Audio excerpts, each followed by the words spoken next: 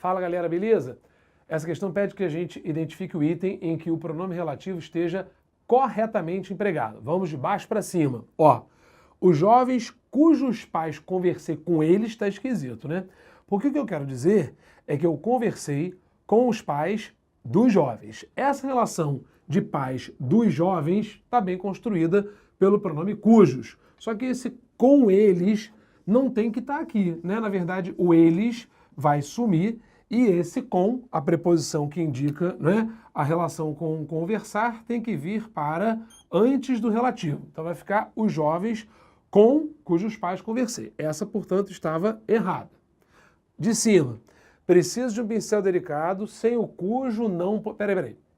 Como assim sem o cujo não qualquer outra coisa? Cujo só pode vir imediatamente antes de um substantivo, que vai representar a coisa possuída pelo termo antecedente. Só que aqui o que eu quero dizer é que eu não vou conseguir fazer alguma coisa sem o pincel. Então eu tenho que dizer sem o qual, né, e não sem o cujo, para que o pincel esteja representado pela forma relativa o qual. Portanto, essa também está errada. A de cima. Comprou uma casa maravilhosa, cuja casa custou uma fortuna. Peraí. Como assim? Se a casa é o que eu comprei, ela não pode ser dona dela mesma. Então, por mais que tenha um substantivo depois do cuja, não faz sentido que seja a mesma casa.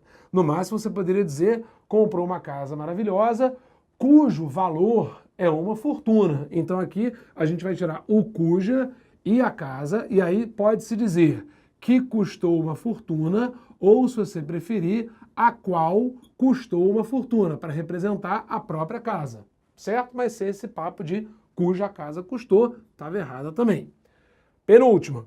Feliz o pai cujo estava quase. Aí errou, quando disse os filhos são ajuizados. Porque, ó, feliz o pai que tem, né, filhos que sejam ajuizados, né? Ou seja, os filhos desse pai. Então a relação, né, com o pronome relativo foi bem feita. Isso aqui tá perfeito. A questão é que o pronome cujo, ele já tem flexão interna. É cujo, cuja, cujos e cujas. Então ele tem que vir preso diretamente a um substantivo sem o artigo. Portanto, essa também estava errada.